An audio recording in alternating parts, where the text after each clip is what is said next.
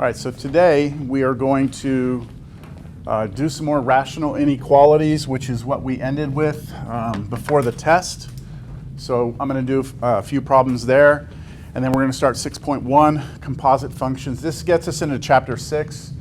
This is 5.5. Chapter 6 is called exponential and logarithmic functions. So we've looked at lines, quadratic functions, parabolas. We've looked at polynomial functions. We've looked at rational functions. Then we took a little detour. We talked, in this section, we talked about polynomial and rational inequalities. And then chapter 6, we get into the last two types of functions that we study in this class, exponential and logarithmic, all right? So, but to do that, we have to develop this idea of composition of functions. Make sure we're clear on that, then talk about inverse functions, and then eventually get to the exponential and log.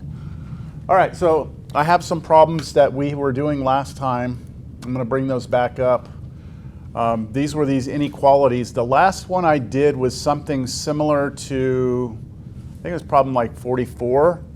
I want to do a problem like number 48 to get us going, because I realize it's been a while since you actually thought about this. So let's take 5 over x minus 3. We want to know when that's greater than 3 over x plus 1. All right, so this is a rational inequality. We have rational expressions. We have an inequality. And so there was kind of like a procedure for this, like a way that we approach. Y'all remember? Kind of the first thing you do? Yes? Okay, we can bring everything to one side. You can do that now, or you can remember you're going to have to set, like change it to an equals for, like at some point. You can do that now, or you can do it after you shift everything over. It's totally up to you. I'm going to make it an equals first and then move everything. Yes? Are these rational expressions? This is a rational inequality. Oh, okay. Is it like a rational expression? An expression would not have a symbol in there. Sorry, an equation. An rational equation would have an equal sign here. Okay, yeah. So this is a little different. Similar but different. So the first step, right, is we're going to basically replace the inequality, right, with an equal sign. I mean, that's basically the first step for all of this from 5.5. So let's replace it. So what we're trying to do first is not figure out where this is bigger than this, but we're trying to figure out where they're the same, right? Where they equal first. So to solve this, now you have a rational equation. We're going to move everything to one side.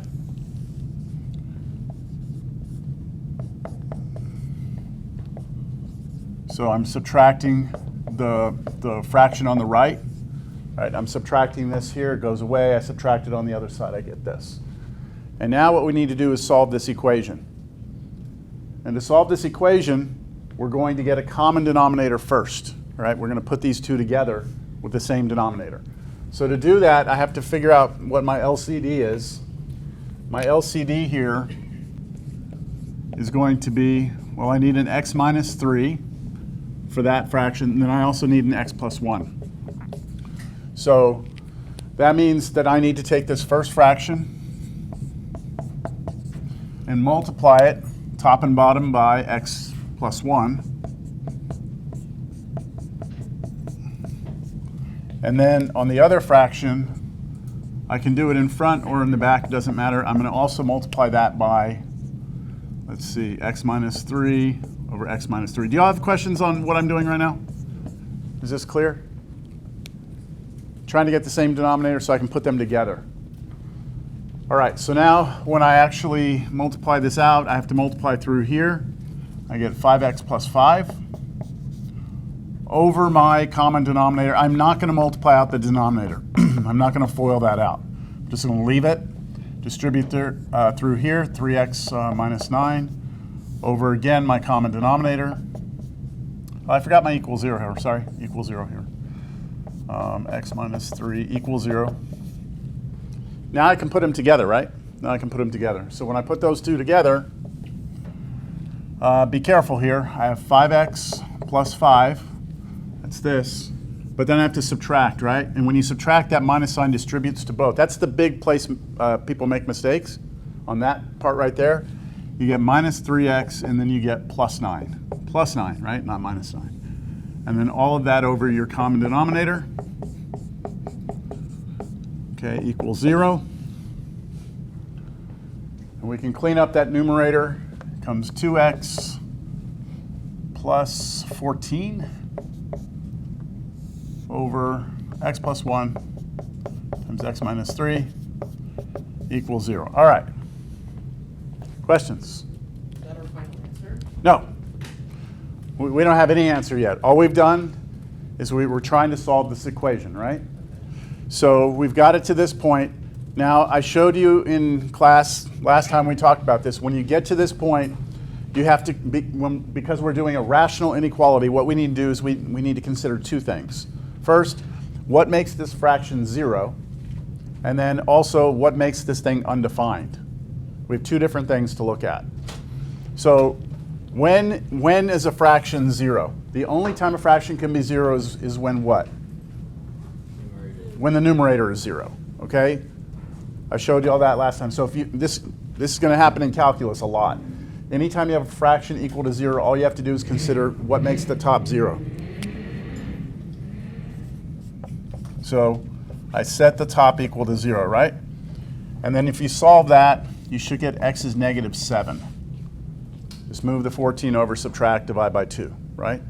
So that's what will make the fraction 0. Now, the other thing I need to consider is what makes this fraction undefined. So where do we have a problem with this fraction being undefined? What? Whatever makes the bottom 0. So x is negative 1 and x is 3, right? Here, what we would say that the function is undefined, right? Or that the expression is undefined, the equation undefined. This is what makes it 0, right? So we find these important numbers. At negative 7, this thing is 0. At negative 1 and 3, it's undefined. If you go back and you think about your test you just took, if we take this 0 away, this is a rational function, this is the x-intercept, and these are the two vertical asymptotes. That's what you're looking at here. But when we're doing inequalities, rational inequalities, we don't go and draw the whole graph, right? We're just going to try and figure out when this is true. So anyone know what I'm going to do now? Number line. We draw a number line, okay? So when we draw a number line, let's see. For those of you who didn't, I have exams here. Is that all right if I pass these around? They don't have grades on them. Is that all right, everyone? Yeah, go ahead and pass it around and just pass it back there. All right, so number line now. So when I draw my number line, I'm just going to put these points, make sure I get them in order. So negative 7, negative 1, and 3. All right. This breaks up my number line. In this case, it breaks up my number line into 4 sections. And what I need to do now is pick a test point in each section and test that point into the original inequality and see if it's good or not. So in terms of test points, let's see, negative 8, sound good to you? Something over there? I don't know, negative 4, something right there? 0 maybe? 5? You have a little bit of freedom there in the points you pick, right? Just has to be within that interval. And now we're going to check it, all right? So let's check or test negative 7. Okay, let's try negative 7 into the original inequality. 5 over, we're plugging in negative 7, right? Negative 7 minus 3. Is that greater than 3 over negative 7 plus 1? All right, the left side is 5 over negative 10. Is that greater than, question mark, 3 over negative 6? Oh, wait, why did I plug in negative 7? Okay, my mistake, sorry. What was I supposed to plug in? Negative 8. Okay, sorry about that. I was like, wait a minute, those are the same. They're the same because that's where we get these equal to each other, right? Sorry about that. So let me change this. This was -8. And this is -8. And then that makes this 5 over -11. And it makes this one 3 over -7. All right, this is tricky, okay? This is tricky right here, right? You have to figure out whether or not this is true. So how do you figure that out? Students really struggle with this idea right here.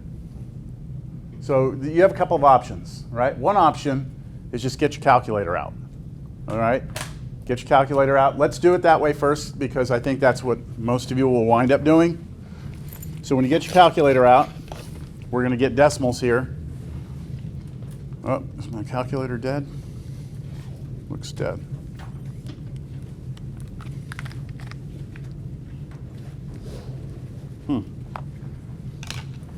Does anyone else need their exam? Yes? Okay. Let me see. Yep, it's dead. Oh well. Pardon? It's not true? Okay, well let's do the decimal first. So on your calculator, what's 5 divided by 11? Negative what? 0.45, okay? Negative 0.45. Okay, is that greater than, okay, what is this on the calculator? Negative what? 0.42. All right, be careful, because we're talking about negative numbers, all right? So if you think about a number line, here's 0, here's, let's say this is -1, right? Where would negative 0.45 be? If this is negative 0.5, right? This would be to the left or to the right of this? A little bit to the right. It would be about right here. That's negative 0.45, right? Negative 0.42 is to the right of that. So this is this, right? So this is negative 0.42. Which one of these numbers is greater? Well, the one to the right is greater. Numbers that are greater are over there. Smaller ones are over here. So is this true or not? No, this is not greater than this. It's actually this is greater than this on a number line, right? So this is not true, which means that this is not included, all right? Questions on that?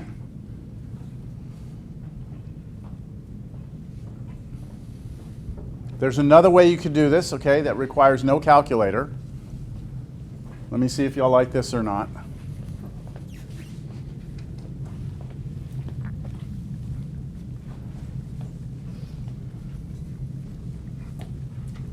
If I take, I'm going to write this way, negative 5 over 11, is that greater than negative 3 over 7? So you can do this thing when you're comparing fractions to one another. There's something you can do where you do like a cross multiply. If you multiply, let's say 7 times, you have to bring the negative there. Those two together, you get negative 35. Is that bigger than, and if you do this times this, you get negative 33, right? And then again, you go on a number line, you look at where those are. Here's negative 33, here's negative 35, right? Negative 35 is to the left of negative 33, which means this is smaller than this, which means this is not true, right? Okay? Which same thing we got there. All right, now we have to test negative 4, right? Let's test negative 4.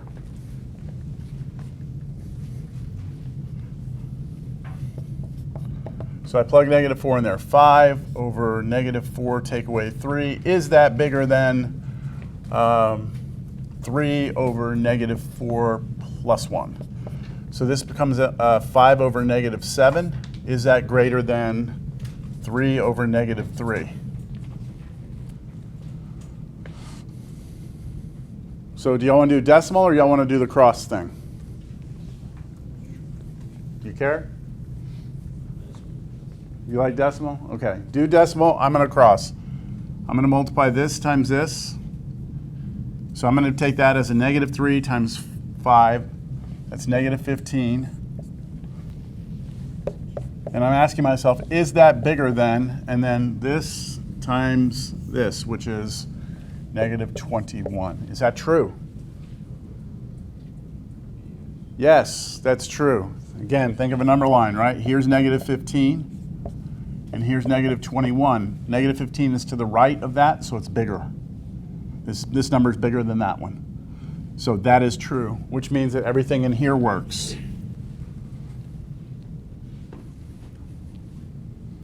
Y'all all right? Yeah? Let's test 0. If I plug in 0, we get 5 over 0, take away 3. Is that bigger than 3 over 0 plus 1? We get 5 over negative 3. Is that greater than 3 over 1? Do that thing again, we get 5. I'm going here times here, it's 5. Is that bigger than that times that? Negative 9.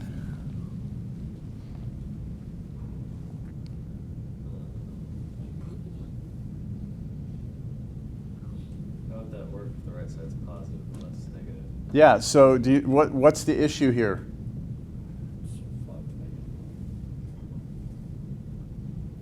Is this true? Does this appear to be true? Yes. It does, right? Well, this is the danger, right? This is the danger of doing the cross multiply, which is why when you have these, I think the calculator is the best thing. What is this number on the calculator? Negative. It's negative, right? It's a negative number, right? No matter what. Is that bigger than, this is what? Positive number. So why did this just happen? Because do you see this is giving us like a false indication? Why did that happen? Because what? Yeah, it's when you cross multiply like that, there's a sign that you have to flip. So my recommendation on this is that if you see anything with negative numbers with inequalities, just go to decimal. That's the safest thing to do, right? So is it true?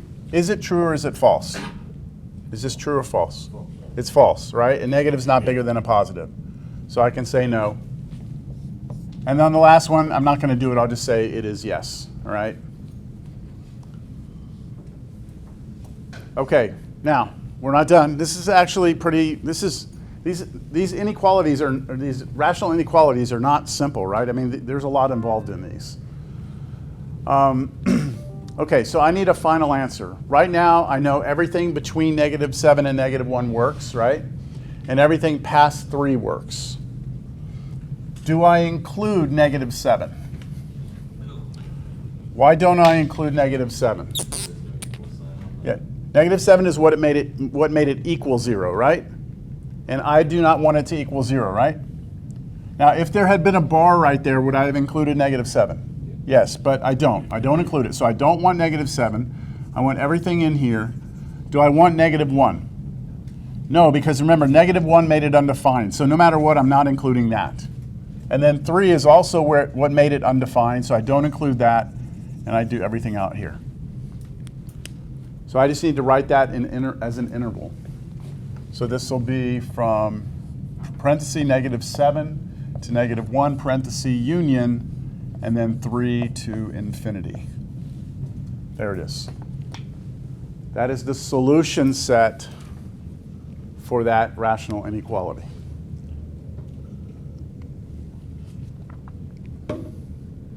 Messy, right? It's messy. All right, so for your homework, let me just double check what it says here for your homework on that. 19 through 41 odd. Yeah, why don't you go ahead and try that? Just do the 19 through 41 odd. All right, it's off that page right there. And I think I did 1 or 2 of them in class last time. All right, see how that goes. Make sure you do it though, all right? Because that's definitely going to be a test topic for your next exam. Let me me see, hold on. Will this be our last exam upcoming? We have the exam and then the final. So you have 2 more exams. Okay. Yeah. It's in the ebook. It's 376 through 377. 376, 377. Wait, no, hold on. Sorry, I grabbed the wrong thing. Sorry, it's right below it. 384 to 385. 384, 385. All right, we're moving on.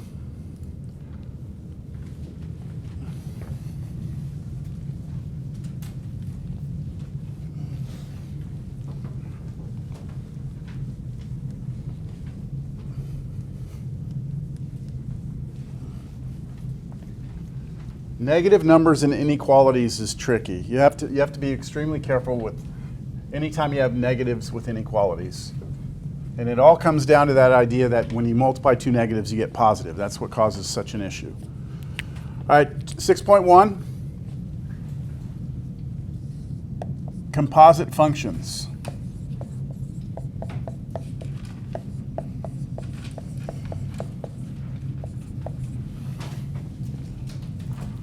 All right, this section is actually extremely important in calculus. I feel like I'm a broken record up here, always talking about calculus, but in my calculus classes, when we get to this thing called the chain rule, students who don't understand this have an extremely difficult time. Students who do understand this, everything flows nicely, all right? But without the chain rule, you are done. You can't do any more calculus. If you can't figure out the chain rule, then that's where your calculus life ends. Like the completing the square. You have to understand completing the square and this. No, well, completing the square, I think you could survive your life without it. But you can't do any more calculus if you can't figure out the chain rule, right? So the chain rule comes back to the idea of composite functions. Now, this book doesn't really stress that. I'm going to try and stress that to you when we get to the part that's important. But for now, let's just talk about what does it mean when we talk about composite functions. So recall from earlier this semester, we had this thing called the arithmetic or the arithmetic operations with functions.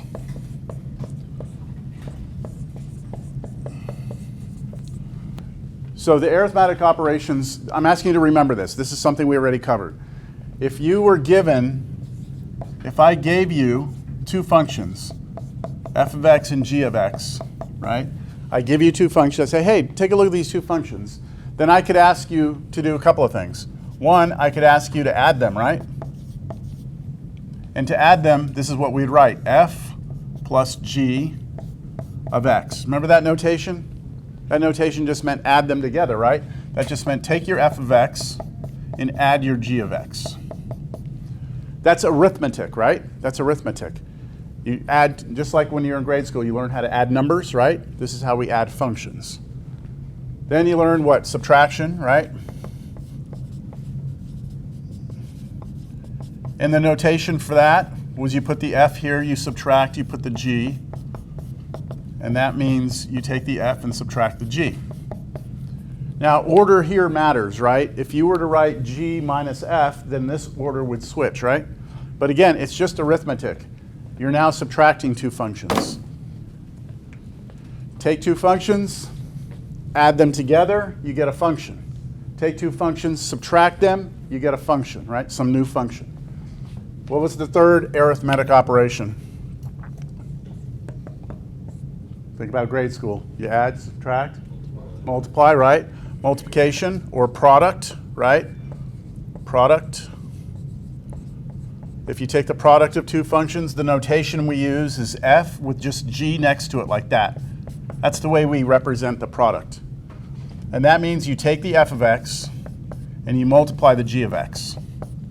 Okay, so everything I'm going to underline here in red is just the notation for that operation. This means multiply, that means subtract, that means add, right? This is what you're actually doing, right?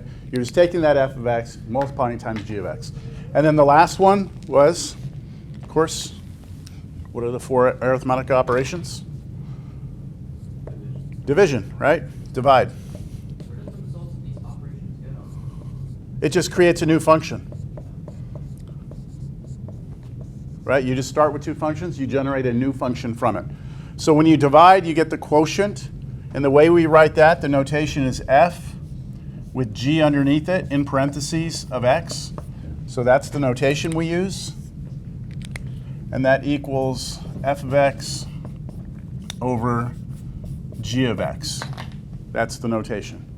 Now, we do have one thing we have to worry about here. With this, we got to make sure that our denominator is never 0. Because, of course, if you divide by 0, you have a problem, right?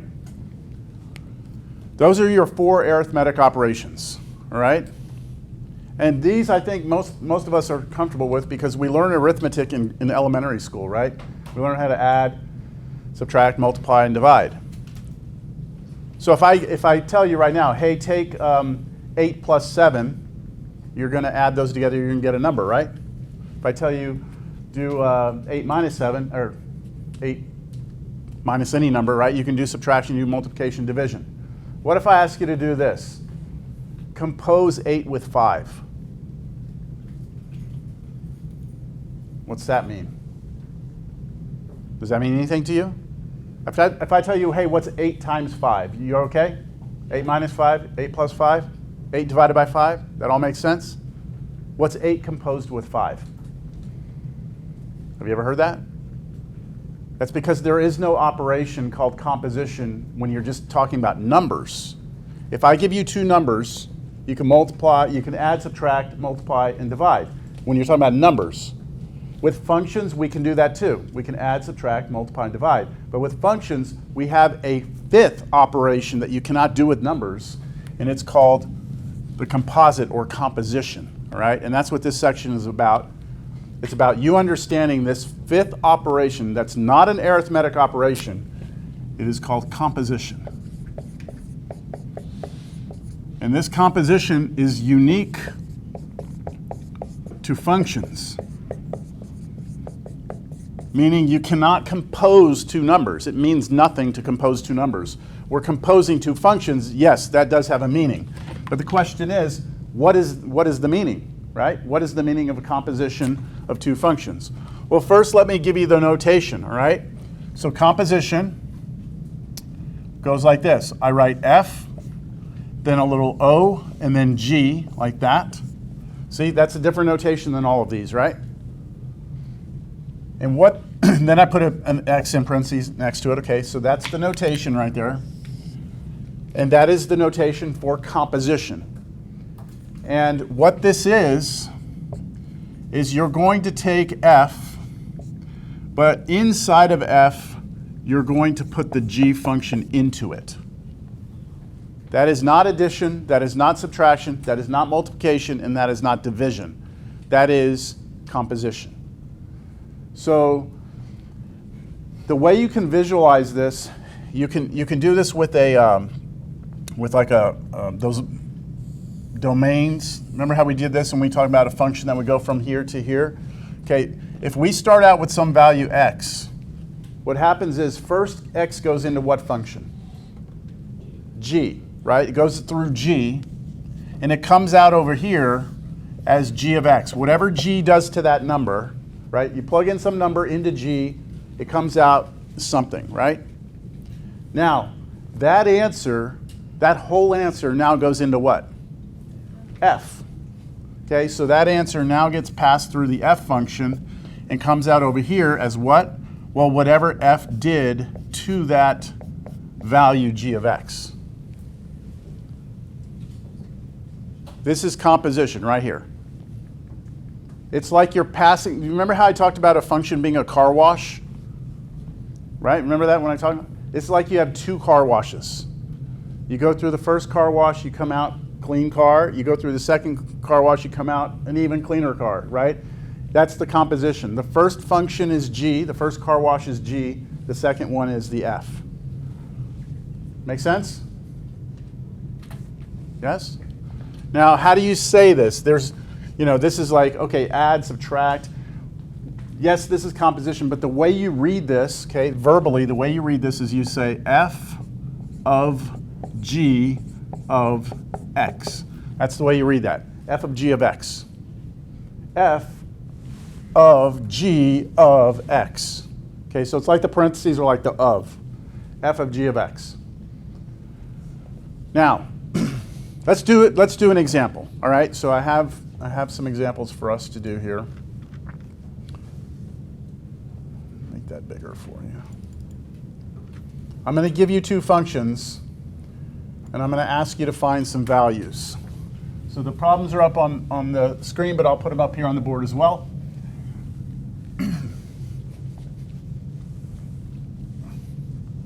Do you see why I'm saying you can't compose two numbers? Right? If I say what's 4 of 3, well, you can't like pass 4 through something and then, you see, there's no function to deal with here. So composition is unique to functions. All right, so as an example, I'm going to give you two functions. First one is f of x equals 2x squared minus 3. And then the second function, g of x, is 4x. All right, so that's been given to you, right? I've provided you two functions, two car washes. And now the first thing I want to know is what is f of g, how do I say this, f of g of 1. What's f of g of 1? What's f of g of 1? So first thing I'm going to do is I'm going to write this down. Okay, I'm going to write that right there. This means f, but inside g, is there a question? What? Nothing. F of g of 1, yep, right? That's just me writing this, the definition. Now, what is g of 1? So this means take 1 and plug it into the g function, right? 4. Goes in here, so you just get f, and then inside that piece right there, g of 1 becomes 4, right? You plug 1 into g, you get 4. And then now you take 4 and you plug that 4 into f. So now you plug 4 into this, right? So that's 2 times 4, what, squared, minus 3, which is 16, right? 16 times 2, 32. Minus 3, 29.